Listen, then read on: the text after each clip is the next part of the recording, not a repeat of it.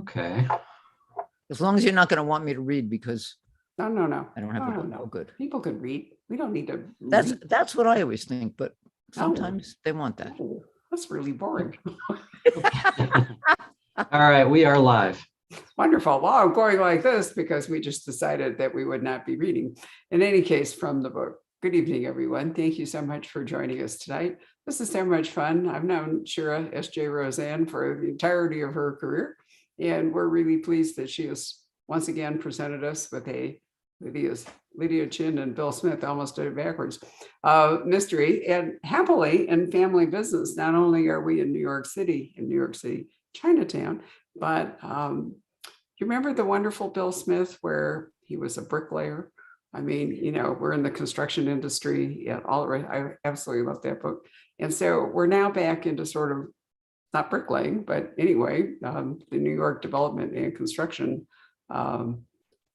universe, which is like and yet unlike any other. But for those of you who don't know it, Shira is an architect by training. And so this is really her wheelhouse that she's going to write about. So how much fun.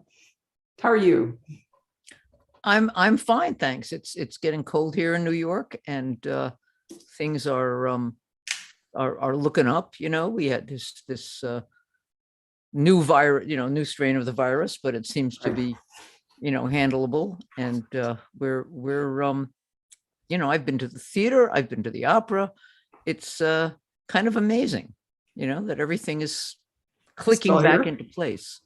Yeah. Well, it hasn't actually made dramatic changes in Phoenix like it has in New York. So depending on your circumstances and your employment, where you live and all the rest of it, life has in many ways not been terribly interrupted. I remember how terrified we all were in the first year. And now I think that we have become resigned and careful, but maybe we're not nearly as scared as we. Yeah, I think that's true. Yeah. So, hopefully, we'll see. I feel lucky of had the Pfizer and the booster shot. And so, that's what they're now recommending to detail. I think one of the interesting things about Omicron is how to pronounce it. There was a whole article in either the Journal or the Times about the Greeks say it one way and everybody else saying it another way. And so right.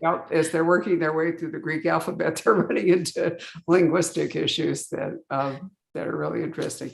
But anyway, here we have Lydia and Bill. Now, I am sad to say that Paper Son, which was the last book, which I loved, I have not been able to find a paperback edition of it. He says the publisher says it's now available POD. But I know I haven't tried to get it, but that's what it's. I will take another look, but I haven't been lucky enough. But let me check on it because Paper Son took place in Mississippi. And for those of you who didn't watch our discussion when Paper Son came out last year, I recommend that you go through our Facebook videos. When did we talk about it last year? That's actually 2 years ago because there was the Art of Violence in between. Oh, that's right. Yeah. I'm sorry. Yeah. Okay. Well, when do you remember what time of year we talked about Paper Son? It was, I think earlier than this. It was a fall book, I think. So it must have been fall 2019. Okay. Well, and anyway, you can scroll back through it. And I really recommend that you do. It's a fascinating book about Chinese community in Mississippi, which was something I was completely surprised by. And Paper Son, actually, you might want to tell them why you called the book and what a Paper Son is. A Paper Son it's a phrase known to the Chinese American community. In 1882, there was a law passed by the Congress that stopped cold Chinese immigration into the country, but it did not stop the immigration of the children of citizens.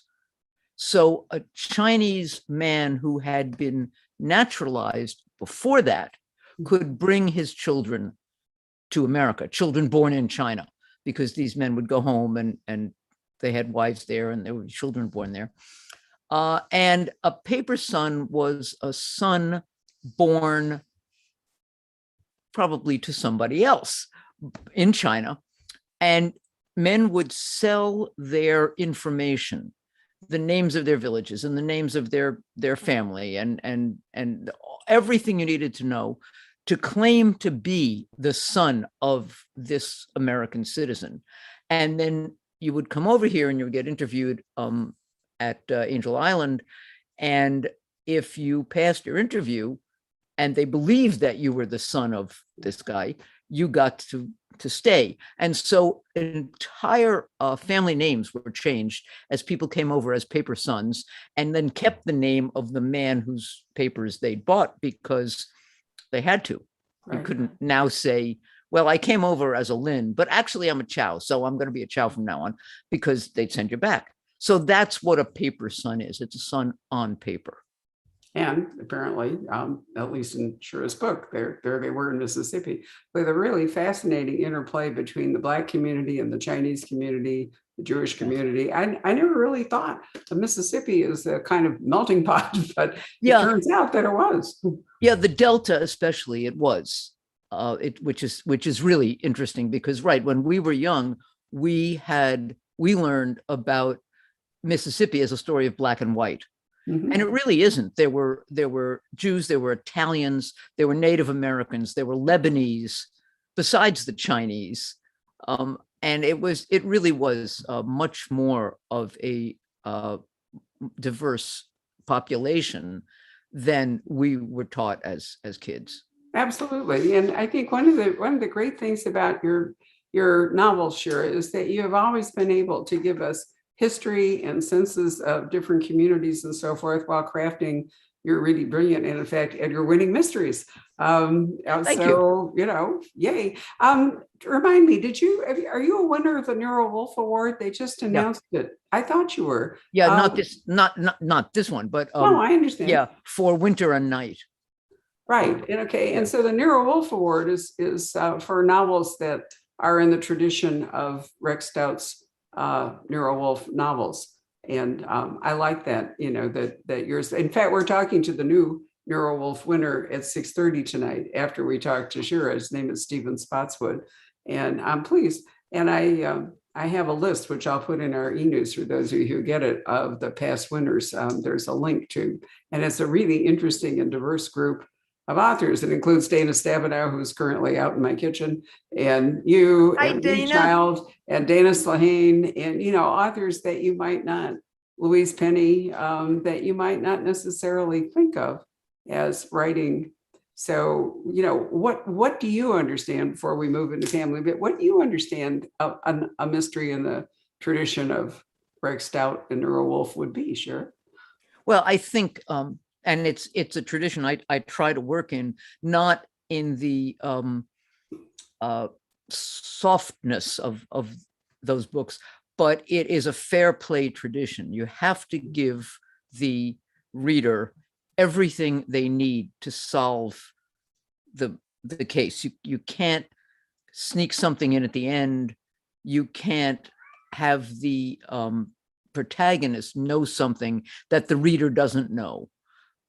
And then if you manage to do that thing where, don't look at this hand, look at that hand. And then you when the reader gets to the solution, you want the reader to say, why didn't I figure that out?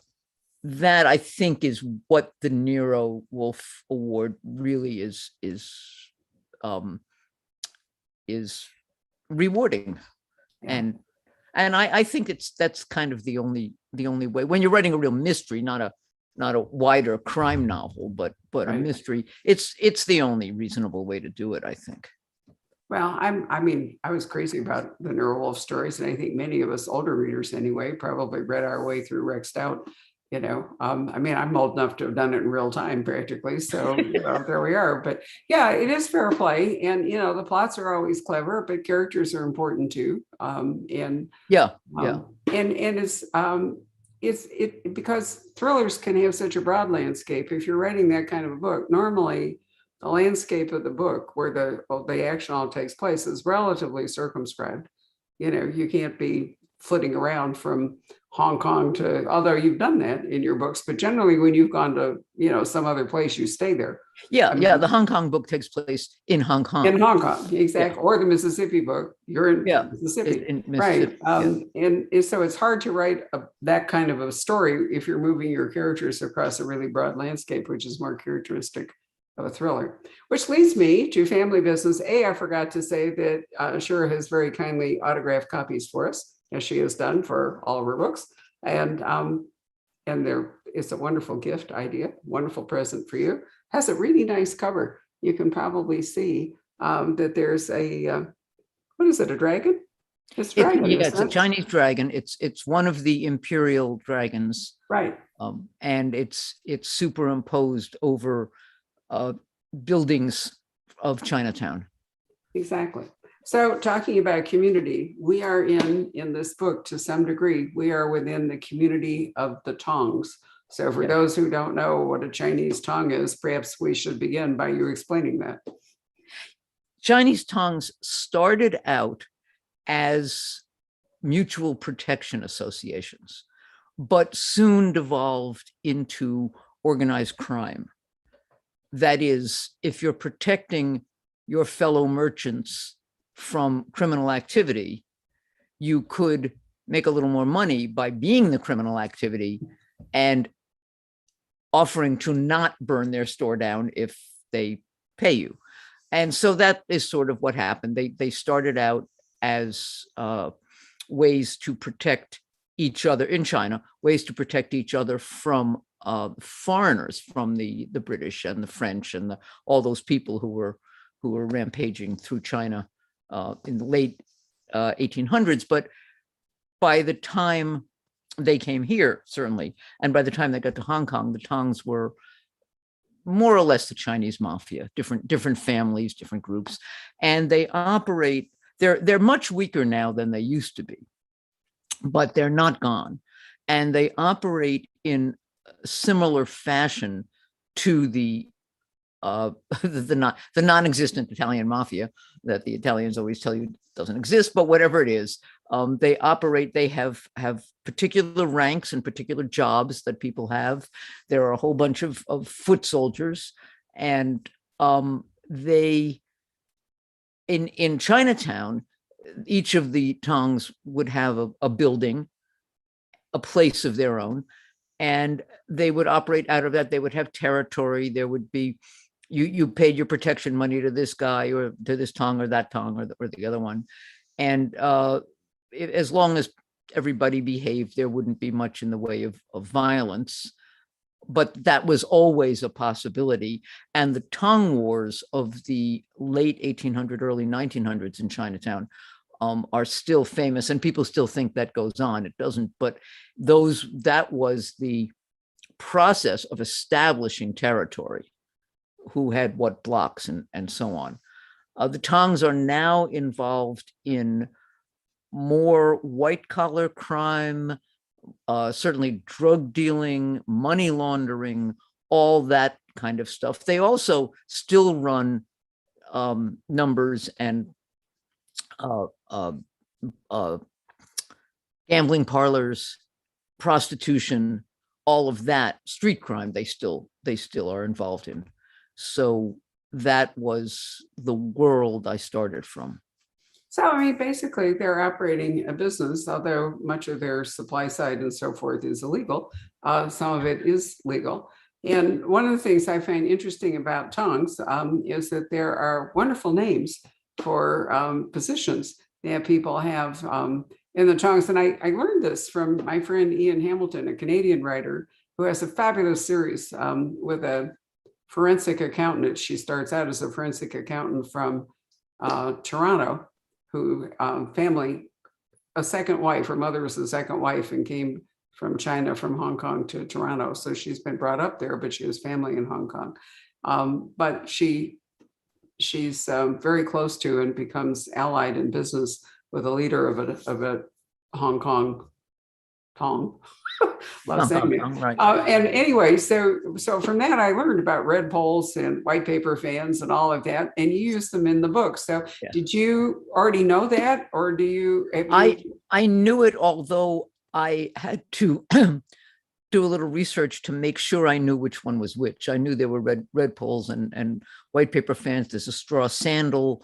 There are various, but I didn't want to get it wrong. Who was who? Right. But it was not hard to research. No, but why are they called that? I mean, I think it's fascinating. What is a red pole, and why would he be called a red pole? I couldn't tell you, although the red pole is the enforcer, so it kind of makes sense. He might have a red pole and go around whacking people with it in the early days. The white paper fan, I don't know. The straw sandal, I also don't know. It must, I think, be a homophone in Mandarin, or maybe in Cantonese, because so much of this comes from Hong Kong. But the Chinese language has so many words that you don't use in certain situations because they sound like other words. Okay. So the number 4 is unlucky because it sounds like death.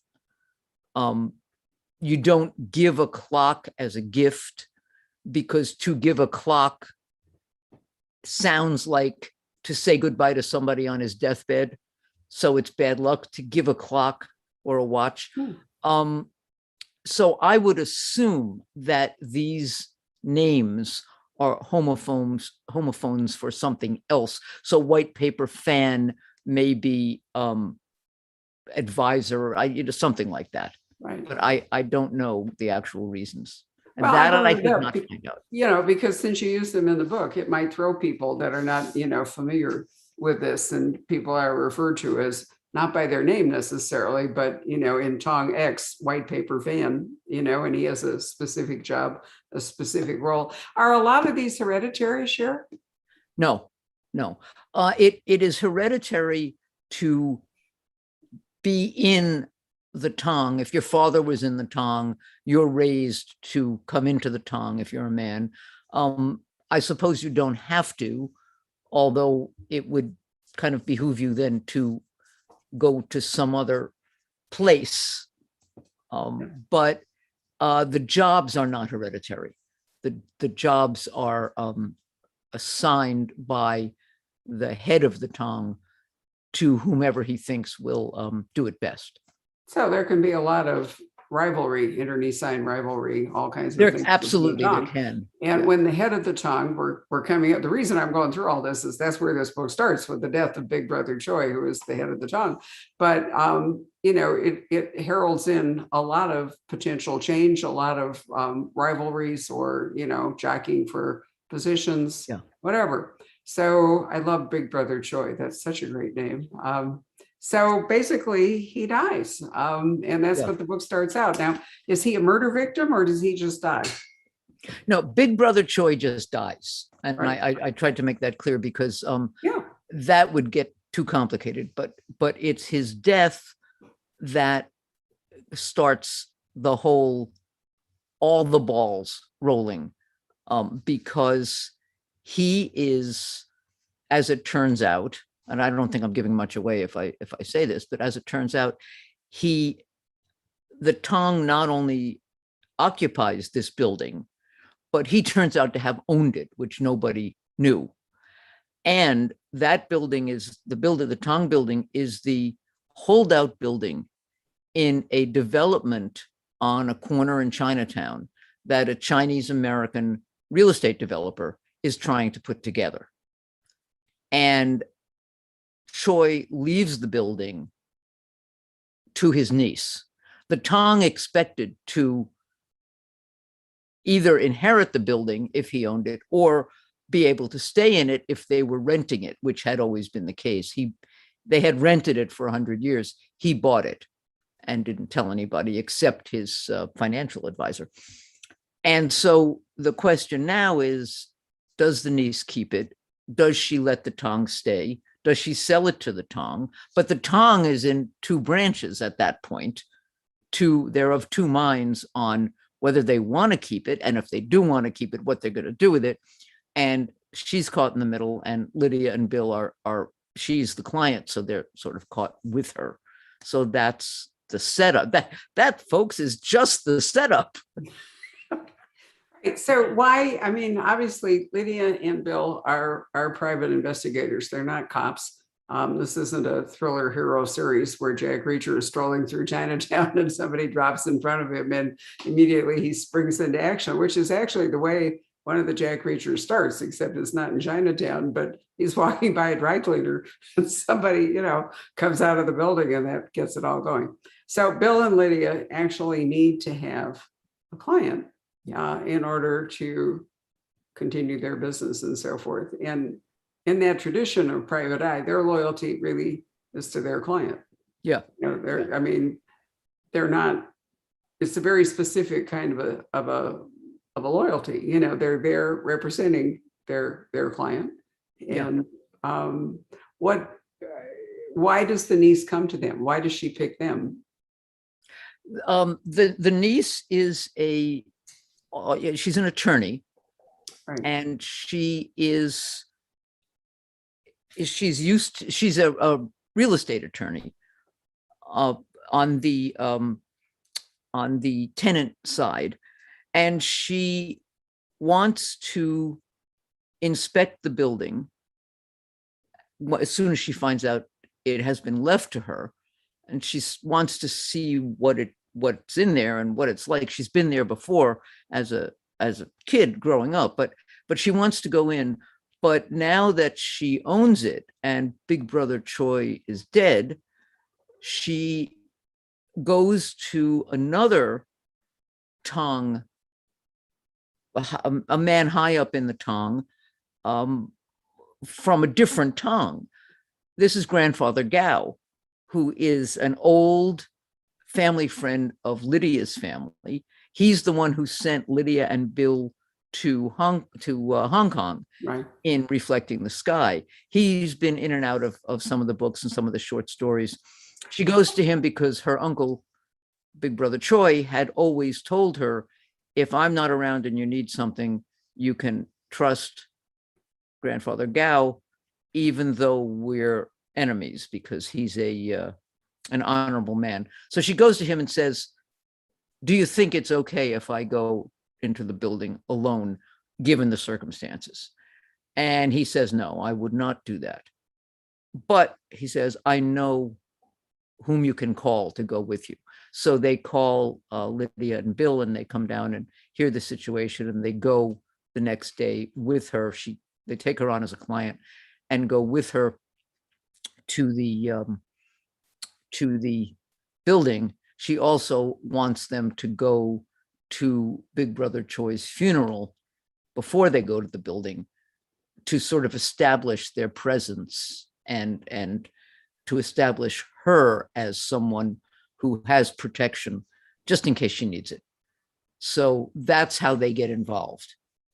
Right. And I mean, there's a lot of money at stake in this, and there's a lot of emotion at stake in this. Yeah. You know, development has roiled New York forever, as far as I could work out. But anytime you're going to disrupt a well-established neighborhood or something people count on, you know, the people in Big Brother Choi's Tong, you know, this is their home, basically, their building home anyway, their office. And what happened if it's sold and knocked down and displaced by housing? Is that, remind me, what is it that the guy wants to put there? Is it housing? He wants to put a mixed use development, housing above and commercial and community spaces on the first two floors. But so the Tong would be displaced. Yes, they would not get any of the community space. That would not, you know, other organizations would. But the problem, so that's the Tong's issue, Right. whether they want the building sold, since they won't get any of this money. You know, now, because it's not their building as they thought it was. But the further problem is this development is so big that it would effectively destroy Chinatown, not on its own, not in a minute, but it would change the character of that corner to such an extent, and it would bring in the yuppies. It would bring in the new Google hires, because Google has a big presence here in New York, and all those kinds of people, and they would not be Chinatown people. And the pressure from them would extend out. Other stores would close, buildings would be sold. It really would be the demise of Chinatown. So there's a huge anti this developer sentiment anyway in Chinatown when the book starts up and when Choi dies, because Choi had been holding out. All the other buildings that he needs to do this development have signed agreements that if he gets all the buildings by a certain amount of time, by the end of the year, they will all sell. If he doesn't get all the buildings, then they can choose not to sell. So there's a lot of pressure on him to scoop up this last building. And there's a lot of pressure on the now owner, on the client, not to sell it. There's pressure to sell it. She doesn't really know what she should do and what the right thing is. And that's where we start. The interesting thing about Chinatown, as opposed to other areas that are ripe for development in New York, is that there are natural ebbs and flows in the life of a community. And Little Italy, for example, is completely gone, except for the restaurants, which are now in Chinese-owned buildings, because the Italian immigrants who came in the mid-19th century all went on to, their kids went on to become middle class, and their kids went on to become college educated and beyond that. Nobody wanted to live in those tenements anymore, and they moved out. The Jewish Lower East Side, the same thing. The Chinese are still coming. Those other immigrants aren't coming anymore, but the Chinatown has not outlived its immigrants yet. In fact, there are now 6 or 7 Chinatowns, depending on how you count them, in 3 boroughs, in Queens and Brooklyn and in Manhattan. And if there doesn't develop one in the Bronx soon, I will be surprised, because the Chinese coming from different places are kind of making little Chinatowns all over. But the main Chinatown in Manhattan is still getting new residents, and it isn't naturally its time, as it were. But, and this is something I found out when I was doing the book, there is nothing in Chinatown that is landmarked. The only thing that's keeping developers from tearing the whole place down is zoning. And zoning can be fairly easily changed or gotten around, or the thin edge of the wedge can be, one building and then there are other buildings and so on. And so this could happen to Chinatown. And it's the location, its physical location, geographical location adds more pressure, because it's down right near Wall Street, right near everything downtown. It's got transportation all around. There's a set of low-income projects way over east, but not in the middle. And it's really ripe for all kinds of real estate shenanigans. And when I learned that, I thought I would work with it. I would point that out, because I don't like to tell my readers what to think, but I do like to let them know what I think. And the idea of Chinatown vanishing gives me a real stomach ache. So, if it helps anything in the anti-development of Chinatown world to have this book, I would be happy about it. Well, gentrification has really been a dreadful thing for many, many people. And in fact, I think it's given rise to much of the resentments that brought us the election in 2016. I mean, you can look at places like Aspen, Colorado, for a long time, Santa Fe, where basically gentrification comes in and people can't afford to live in their own community. Yeah. They can't, if they're in a lower income bracket or so forth, they don't make enough money to deal with the rising real estate. I mean, this is a huge problem in Idaho. There was a big article in, I think it was the Times, might have been the Journal, but I think it was the Times, not long ago about not Sun Valley per se, but right around it. Might have been, I don't remember if it was Boise or Haley or whatever it was. But anyway, because of the pandemic, so many people have moved out to more remote areas and so forth. And the housing is also true in Montana, where it's become apparently people who live in places like Billings can't afford to live there anymore. And the cost of real estate has doubled, tripled, quadrupled due to demand. And so what happens to the core community when all of these incomers with much more money show up? And that's been particularly true. It would be true the other way in New York, but many people in California whose properties were so highly valued sold out and moved to these more, and so they had pots of money compared to the people who were living there in order to, to buy it. One of the other big questions that came up in something I was recently reading is, I'm trying to remember if it's in Wyoming, where it is.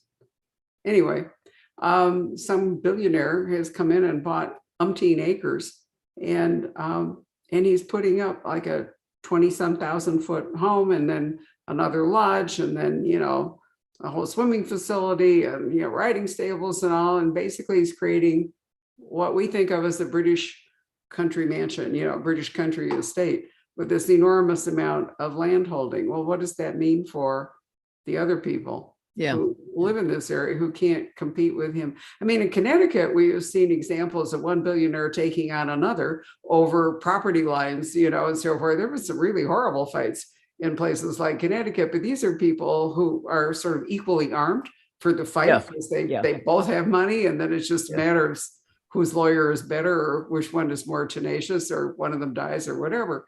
But people who are relatively poor don't have any defense against a billionaire who shows up and, buys something. But then you've got the individual's right to sell. So Mel, and that's what the situation in Chinatown. So she has the right to sell this building and take the money, and it becomes then the last holdout in this gigantic project. And so the Tong members themselves who thought the building was theirs aren't going to benefit from that.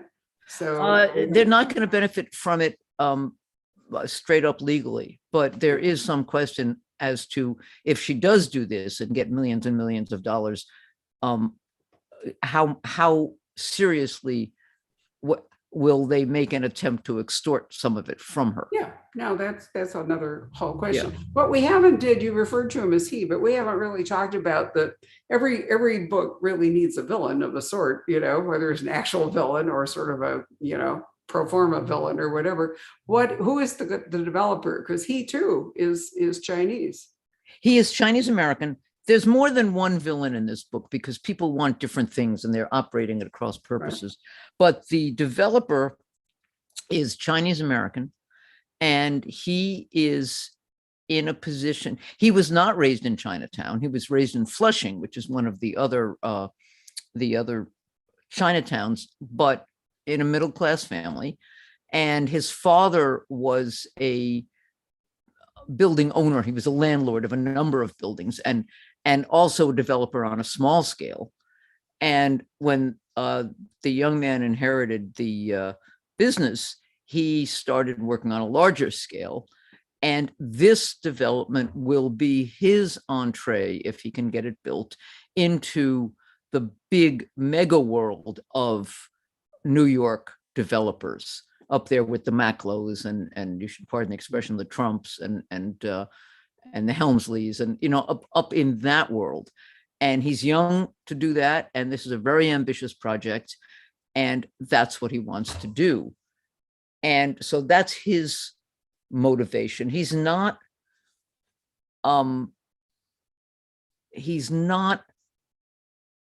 Chinese in the same way as they are, but he is, I mean, as the people in Chinatown, he's not an immigrant, but he is Chinese American, and he knows he knows how to maneuver in that world. But the Tong guys, in their various ways, are also bad guys, and working at cross purposes with him, working at for the same goal as he has. There's a lot of people working to do a lot of things in this book that it confused me. I have to say, it got very complicated. Yeah, no, it really is. I mean, there's so many players and so many motivations and so forth, and so many goals here that you do have to pay attention when you're reading it. I think it's also important to recognize that New York has very specific geographical boundaries. Manhattan, it's an island, and I mean, here in Phoenix, if we have a developer, they can just build out towards California. I mean, one day we're either going to be like amalgamated with Tucson, going south, or we've got like 390th Avenue. You could be halfway to Palm Springs or something and still be in Phoenix. Phoenix is actually now the largest city geographically. It's not the largest in population, but there's no physical limit on a couple of sides of the city. But in New York, there's only so much. And that's true of all 5 boroughs. Right. Manhattan is an island. Staten is an island. Right. Brooklyn bangs right up into Queens, and Queens bangs right up into non-New York City towns on Long Island, and the Bronx bangs right up into Westchester. Yeah. So there is no place to go. No. And that's true of the neighborhoods also. Right. Chinatown subsumed Little Italy and the Lower East Side, but meanwhile, the gentrified Lower East Side is coming down now into Chinatown. Before the pandemic, there was a nightclub, for a gentrified nightclub for the nightclub people that opened on one of the most historic streets in Chinatown, opened in a basement. It had nothing to do with Chinatown. It had nothing to do with anything except it was a great spot for a nightclub, they thought, so they opened it. And that looked like a cultural thin edge of the wedge, not a physical built one, because it didn't change the physical structure. But to have that nightclub there, it looked like in the beginning of some kind of end. It has since closed. The pandemic closed it, but that doesn't mean that kind of thing won't be back. Well, I brought it up because the stakes are high, and you could say, well, big deal. Why can't he just do his development somewhere else? And the answer is he really can't, because there isn't anywhere else. Yeah. The thing about Chinatown is that it would be possible to buy a series of buildings the way he has. In other places, those buildings are probably already owned and built to their zoning maximum. One of the things he wants to do, I didn't really go into this in the book, but there's a thing in New York about selling air rights. Yep. So that if you, and the zoning can be rearranged so that if you make street level buildings and then go up, you can buy the air rights from around. So you can go up. Now, then that lot won't ever be able to go up. But meanwhile, there you are at 20 stories.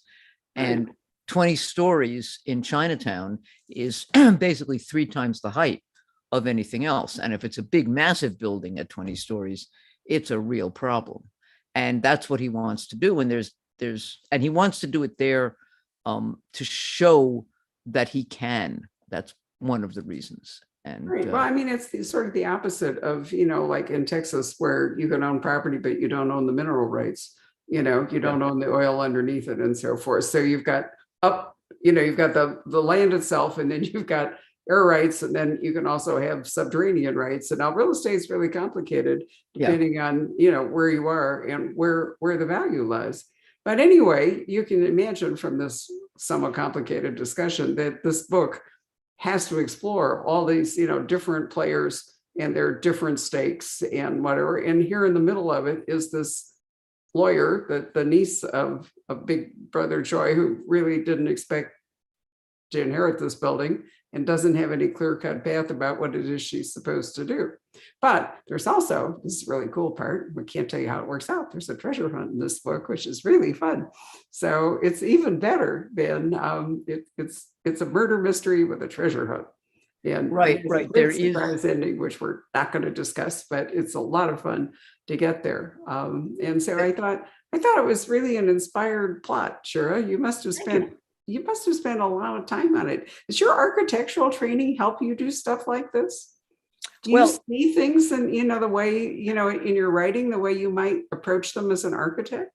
That's an interesting question, in a sense, because as an architect, you get I'm going to say you get a vision. I don't mean you get a vision, but you have an overall concept and you work into it. Okay, if this is going to happen, then these things have to happen. And if those things happen, then to make them happen, and it's almost working backwards, not really, but almost. So you get to a point and you think, oh, and I do this in my book, I think, okay, if that is what happened, what made it happen?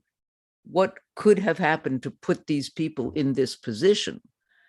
Well, it has to be this. And that means that this and this also, so that I don't get too worried. I get a little worried, but not too worried when I am in a position where I don't know what is going to develop from it, because that is a classic architectural situation where you're looking at something and you have a problem. You have this and this going on, but you don't know what else needs to go on or how you can solve this issue if you also want to do that. Right. And it's similar in books. And I remember years ago, one of the greatest things ever, a guy I knew, I was complaining about a client who wanted something. And I said, there's no possible way to do that. And he said, no, there's always a way. You just have to find it. And it's true. Sometimes the way is so costly that you tell the client, yeah, we can do it. It'll cost you an extra $16 million. And the client says, well, in that case, let's forget it. But there is always a way. And it's true in writing also, there's always a way. Sometimes the way might involve the Martians landing, in which case you might not want to do it because you're not writing that kind of book, but there will be a way. And so I'm always looking for that way, that I've gotten to this and this point. And the question now is, how did that happen and what happens from here that makes sense with what's already happened? And I have occasionally realized that the thing that happens now and makes sense with what's already here requires a whole bunch of changes earlier on if I'm going to make it clear. I'm working on a book now in which I realized very close to the end that the young woman had a fiance and has had this fiance from the beginning. He doesn't need to come in, but he needs to be mentioned very early on, and then again in the middle. And so that when we get to where he's important, he's been there. And I didn't know about this guy until I got close to the end. That happens. And I think what my architectural training does is it stops me from panicking when that happens. It stops me from saying, no, there's no fiance. There was never a fiance. Where did he come from? I said, okay, there's a fiance. I got to go back and make him make sense with the rest of the book. And I think that the complexities of what I'm building here don't throw me the way they might if I hadn't had a lot of experience on physical objects. I think that's true. I building. mean, I always think of your books as structures, and you know, in creating a structure, you have to solve problems. And so, you Yeah. know, I think all of your books really reflect that. It's one reason I enjoy them so much. But the other thing we haven't talked about, because we've been talking about money and all this other stuff, is we haven't talked about relationships. And you can imagine that this book is driven by the characters and the relationships. But Bill and Lydia have evolved over time. Yeah. From what were really, you know, kind of, I don't want to say disinterested, but just partners and all, they've evolved into a more personal relationship. And that means that Lydia's mother, who does not approve of Bill because he's not Chinese, among other things, Lydia's mother has played a significant role. But in this book, when you call it family business, you're not just talking about the Tong family, Big Brother Choi and his family, but Lydia's family, particularly one of her brothers, her least favorite brother. Yeah. Lydia's family plays a really big role in this book. And I love the way that Bill and Lydia's mother are kind of, you know, if they're not happy with each other, at least they've sort of moved past open warfare. And yeah, they sort of have to. Bill is happy to move past open warfare right. with her into a truce. She had to kind of convince herself that Lydia was not going to give up this private investigator nonsense. She was not going to give up Bill. And Lydia's mother just has to learn to live with it. So she is trying to make an effort to accept Bill as a human being. Partly, I mean, that was what happened in Paper Sun, is she sent him to Mississippi with Lydia, basically because she couldn't go herself, and somebody had to take care of Lydia, and she knew he would try. And so she's of that same opinion about him in this book, that he may be a lot of things she objects to, but he does take good care of Lydia when he needs. Well, and Lydia's brothers are married and so forth. And, you know, so, I mean, it's a very Chinese thing about marriage and children and the whole bit, aside from the one child rule in China, which they've now regretted. But so Lydia's the outlier, so to speak. In Lydia family. and one of her, well, two of the brothers are married with children. One of the brothers is gay and about to be married to his husband, his gay husband. And that leaves Lydia and Tim, her least favorite brother, who are both single. And that gets Lydia's mother all anxious that they won't have anybody, that in Tim's case, that he won't be discovered to be the gem that he is by some worthwhile woman. Lydia, of course, doesn't think Tim is much of a gem at all. But in Lydia's case, her mother is worried that she won't find anybody to take care of her, and she will be alone, which when Lydia's mother was young and growing up in China, that was a dangerous thing for a woman to be. And you would marry anybody in order to have the safety of a home. And that is not the case anymore in Lydia's world, but her mother doesn't see it that way.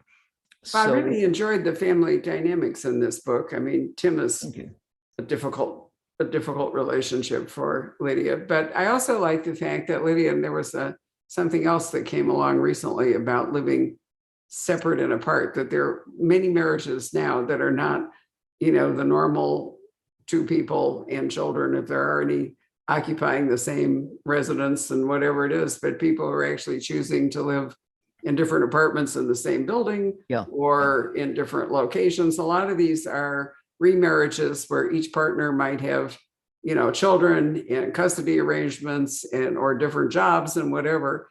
And so they commit to being married, but they don't actually live together. So separate and apart. And that's basically what's going on with Lydia and Bill, because Lydia is still living with her mother, Right. but Bill has his own place over there. So sometimes they get to have overnights and sometimes they don't. And, maybe that's a good way for them to live. It certainly works now, because that is Lydia's arrangement with her brothers, that they pay the rent, but she lives there and, does after their mother, shopping and whatever needs to be done. Although her mother thinks she's looking after Lydia. Right. And Bill's been living alone for a million years. Yeah. He has the piano, which he doesn't even let Lydia hear him play. He has his friends at the bar downstairs. So this works for them. And Lydia's mother, of course, pretends that she thinks that Lydia is working when she's not home nights, that she's staking out somebody or something. And that's what Lydia tells her. And that's what she pretends to believe. She pretends it to Lydia. She pretends it to herself. Eventually, that's what happened with the gay brother, and it happened in a short story, so it doesn't come out so much. But all the brothers and Lydia pretended to Lydia's mother that the brother had a roommate, and Lydia's mother figured it out long before they told her the truth. But since they were all going out of their way to try not to get her upset, she pretended she believed them, until finally she had to go to the brother and say, listen, this is ridiculous. You guys are in love, and why shouldn't you get married now that you can? And then I won't have to worry about you. I can worry only about Lydia and Tim. And so now she's pretending she doesn't know that Lydia and Bill are having an overnight. But it's a lovely thing in a long-running series, to have your characters evolve, their relationships evolve, and they evolve. And I see that we are almost up in an hour, so why don't I call Patrick back and see whether he wants to contribute to this conversation, or if we have questions from any of our audience. Okay. This is when the screen changes. Isn't Zoom wonderful? It's like magic. Hi, Patrick. Hey. A couple of people watching have noticed some cat sightings in the background. I haven't. She was on my lap. Bella, this is Bella the cat, named after Bella Abzug because she's so pushy. And she was on my lap. She went away, and I think she's kind of walking back and forth, but I don't see her. But she says hi. Yeah, let me see. There are some questions here coming in. Well, one thing I wanted to ask you real quick is, when you were discussing, the comparison between or the influence of architecture and that kind of training, it almost seems kind of like, retrofitting a building sometimes, the way you were describing it, discovering some new element later and then sort of putting it back into the structure. Yeah. I did a lot of, when I was practicing, I did a lot of retrofit, a lot of reuse and that kind of thing. So that would not be surprising at all if that were what I was doing. Yeah. Also, can you talk a little bit about how you deal with the passage of time in the books? I know because China Trade came out in what, 94? Or 95. Yeah. It's almost 27 years. Yeah. Right. It's been a long time together. We're 32 years old, and Yashira's series is 27 years old. So very long time. Yeah, there are only 3 ways to deal with time in a series. And one is the way Robert Parker did it, is to have Spencer age at the same rate Parker did, to deal in the end as an older detective. Another is to do what Sue Grafton did and have each case a couple of months after the one before. Eventually the detective doesn't age, but eventually you're writing historicals, which is what happened to her at the end. Or you can do what I've done and what a lot of people do, which is just sort of unhook your detectives from time and have them stay more or less the same. They're each a little older now than they were when I started, but they are moving through a effectively timeless universe.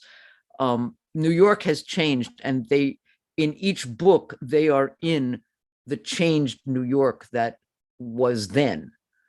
But I made that decision early on that I would not age them, and I certainly was not willing to write books start, all in the 90s. So it's a little bit cheating, but Oh, all see, three ways. readers prefer it. I certainly am perfectly comfortable with it. Yeah. You want the world to move on and the characters not to. Right. So that's what's For happened. some, I mean, but we just talked about that your characters have evolved. They've Not in evolved. age so much, but in relationships and so Yeah, forth. yeah, absolutely. Yeah. So do you think of them kind of like maybe mid-40s, early mid-40s range, or?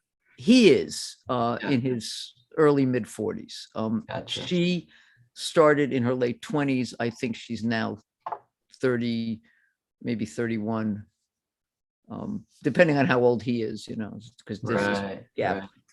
But We don't have to examine it closely, right? no, let's not. Okay. Our good friend Tori Eldridge, writer. Hi, Tori. Yeah. She says, or she asks, what comes first for you? Research into an issue, and from there emerges characters and story, or the story first, followed by additional research? No, it's the research. It's the research. When I decide to set a book in a world, like the real estate Chinatown world, or the Chinese restaurant world, or whatever, I then delve into that world, and whatever comes up in the research, whether it's research talking to people or research reading or just walking around the streets or whatever, whatever comes up works its way into the book. And that's where the plot develops. The characters, some of them develop early on, like this one, the lawyer who inherits the building developed early, and some of the gangsters. Although I have to say that one of the gangsters, there's a gangster in this book who's a woman. That was, a light bulb going on, that she did not, that character who started as a man, I suddenly thought, why? Who needs that? And I made that character a woman, and then a whole bunch of stuff developed from that. So the characters kind of develop on their own, but once I know the world fairly well. I do not plot in advance. I have never been able to do that because I don't know the characters, so I don't know what they're about to do. So I just let them go. I try to stay a chapter or two ahead of them. That's the best I can do. Let's see. Marjorie has a couple of questions. She asks, do you see your Lydia and Bill series continuing indefinitely, or is there a last book in the series in your mind? There's not. I would like them to continue indefinitely because I have a lot to say about New York, and they are, and everything else, and they are very good spokespeople for what I have to say. I don't have what Agatha Christie had, the last Poirot book in a safe. If I get hit by a bus tomorrow, Lydia and Bill are just, gone. I don't have a swan song for them. I would like them to keep going as long as I do. Good. Yay. Yeah, absolutely. Well, it's great to see them back too, after a little powder there for a while, a couple of years. Yeah. Well, but now they're back, and God bless Pegasus Books. Yeah. Who really they do a great job there. So Marjorie also asked, she says, has there been interest in turning the series into a TV show? I think it would be wonderful. I think it would be wonderful too. I get nibbles, and then they go away. I don't know what is holding, as Groucho Marx said, I don't know what is holding up that teapot. It would be great. I have a very active Hollywood agent now. I changed agents, and she is contacting everybody there is, and we do get interest, but then it fizzles again. I think right now is kind of the age of the Asian actor. I say this having seen Shang-Chi and the Legend of the Ten Rings, which I loved, and stars whole bunches of Asian actors, and they're all over the place, so why not? But meanwhile, there's nothing solid. So if anybody out there has, is looking for a TV series to make, get in touch. Well, long form television is absolutely fabulous for series like yours. Yeah. And, if you have enough books in a series that are well regarded, eventually they seem to make it to television. So patience. Yeah, I'm hoping. I'm hoping. Yeah, with all the streaming services there are and so forth, it'll probably work itself out. Yeah. Right. They need content, I hear. I mean, when you look at how many of them there are, they have to need content. That's right. Yeah. There's some fun comments. Love Lydia's mother, Rachel says. And then Jacqueline says, I love how much I dislike Tim. I'm kind of with Jacqueline there, right? Jacqueline, I'm not sure what your situation is, but I bet you have siblings. Well, she also asks, who would you cast as Lydia, Bill, and Lydia's mother? Oh, I don't know. I at one point wanted to cast Awkwafina as Lydia. I was told that was going overboard. So I would cast a young Robert Mitchum as Bill if we could find one. Lydia's mother, I couldn't. I can't even guess who would do that. I know there are older Asian actresses who would be terrific. What is her name? Who was on Hawaii Five-0 until she left. She was great. I would take her in a minute. Although I know she's Korean, but the original Hawaii Five-0, right? No. The second one. Oh, okay. Okay. And Daniel Day Kim, who was also on that show and left. I would cast him not as Tim because Tim is obnoxious. I would cast him as Andrew in a different book. That casting is so not Peter Dinklage as Bill, right? No. Lorraine has a good question. She says, will Lydia and Bill come to LA anytime soon? Oh, if it seems like a good idea. I'm not sure what they would do there, but there's a big there's for her a big Asian community of various types, and for him it's kind of the home of the hard-boiled private eye. Right. So either of them could take the lead in a book set in LA. The next book, which is his, that I'm working on now, is a very New York book.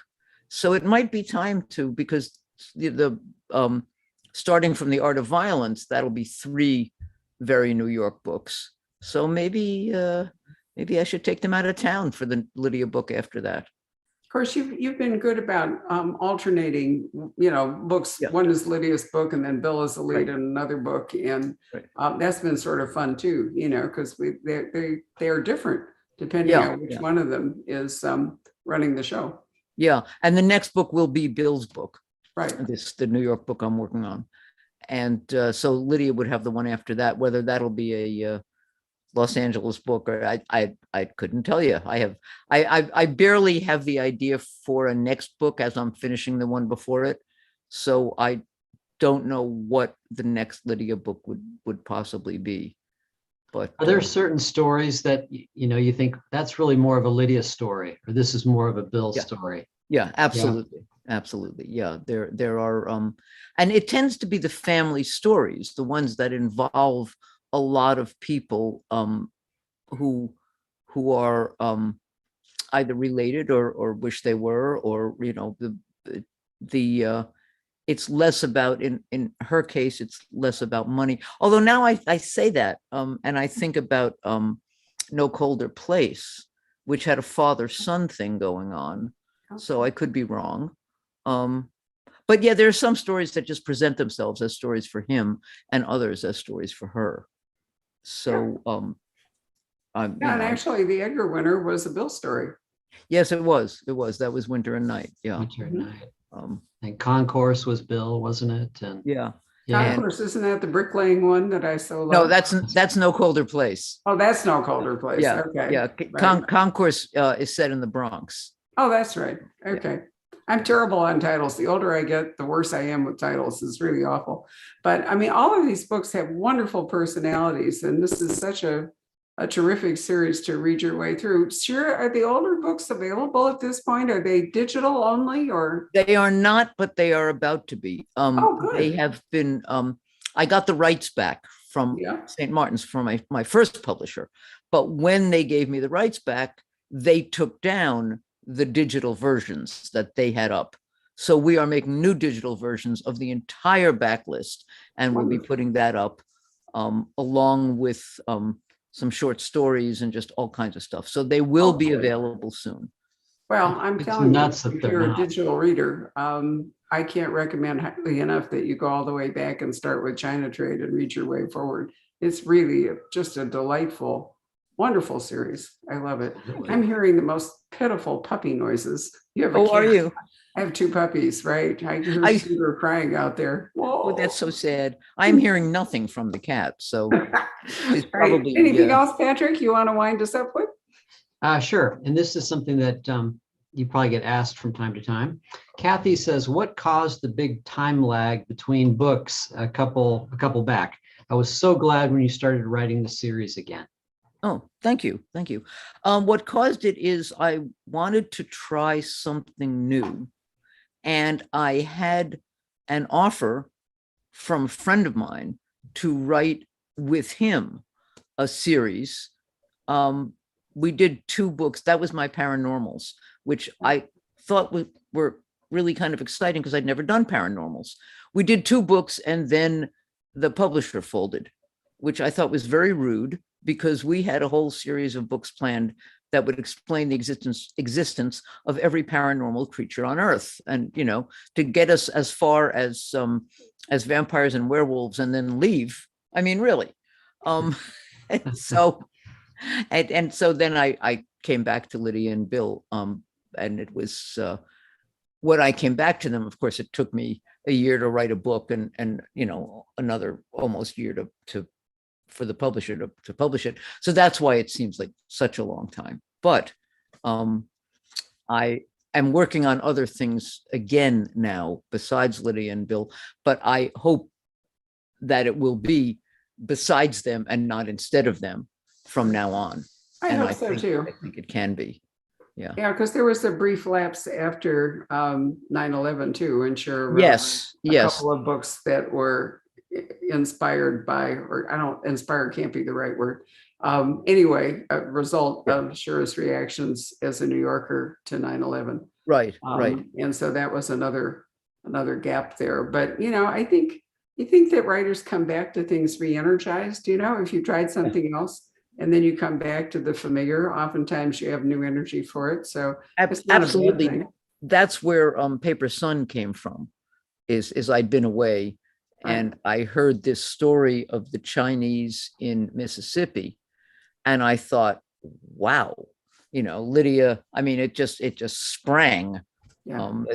That if I didn't write that was such a story for Lydia, that if I didn't write it, the world would say, well, I guess you're not interested in Lydia and Bill anymore. We'll go talk to somebody else. So I thought, boy, this is the great stuff. And since then, it's been kind of clear to me what to do next, as is this next Bill book. And after that, I assume I'll get a Lydia book that will somehow fall in my lap, as Wonderful. they do. Well, we'll be happy to help you, brainstorm. Brainstorm stories as we're so used Okay, to doing great. this with you. It'll be absolutely great. I'm full of ideas, and Patrick is too. Family Business is a wonderful book. I just can't recommend it enough. And we do still have some autographed copies. So I want to thank all of you for joining us this evening. I want to thank Shira. It's a rare pleasure, as always. Thank you. I don't mean rare, a great pleasure. And for any of you who are interested in the Neuro Wolf Awards, stick around. In about 15 minutes. We'll be back with the new winner there, who's on his second book. One of the great things about, having done this for so many years is that we have friends like Shira, where we've been with her for 27 years, but then we have a new guy that's only like, this is the second year. And it's wonderful, just like developing characters, it's wonderful to develop authors as well, which we can't do without all of you. So thank you for joining us. Good night. Thank you, Shira, everybody. and happy holidays to you. Happy holidays, everybody. Bye. Thank you, Barbara. Good night. Thank you, Patrick. Bye-bye. Thanks. Bye, Bella, wherever you are.